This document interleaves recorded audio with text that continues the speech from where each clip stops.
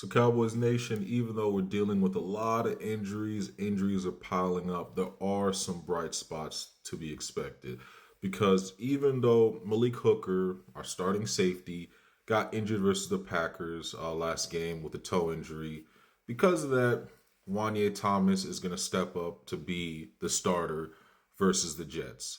The reason I'm really looking forward to how Wanye does is because, one, younger, more athletic, can play the safety position at a pretty decent level. And I think he gives you more juice than a Malik Hooker who's older, even though he knows the scheme, just cannot play at the level needed in order to be successful at safety.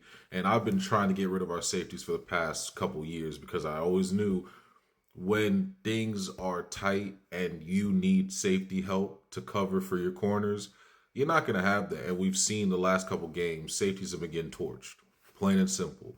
And Malik Hooker is one of those guys that's supposed to know the scheme more than anybody, as opposed to Jack Sanborn.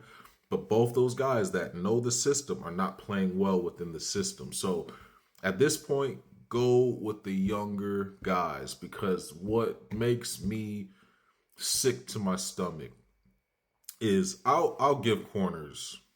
If you're not fast enough, you get beat deep. Great receiver. It happens. But if you have two guys deep and your safety doesn't get over there, I have a problem. That means your safety isn't instinctual. He doesn't know what he's doing. And that's how our safety room is right now. Well, the starters at least. So go with the young guy, Wanye Thomas, and see if you got a guy. Because if we can stop those deep shots, that will make teams have to really pick you apart. So when you actually send those blitzes, they're not just lobbing up prayers and then they're being caught. Like what happened with Malik Neighbors when he's going crazy. It's like we didn't have no safeties over the top. Yeah, you can get mad at Diggs and Bland all you want.